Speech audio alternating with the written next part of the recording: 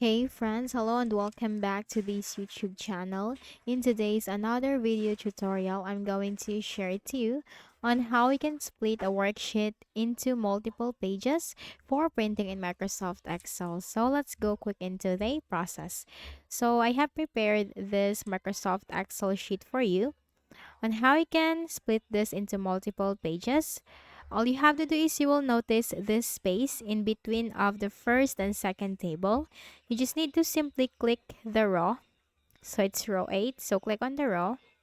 And this space or the space between the first and the second table will be selected.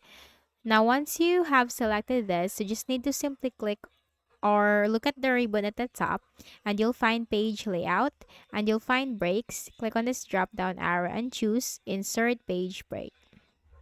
Okay, the same thing for the space in the second and third table. Select row 15 or the row, and then you have to go back to page layout.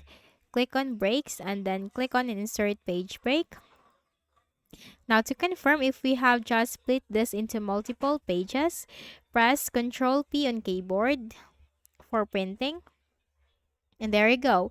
We have just created three pages that separated the first, second, and third table. So we have created multiple pages for printing in Microsoft Excel. So that's it.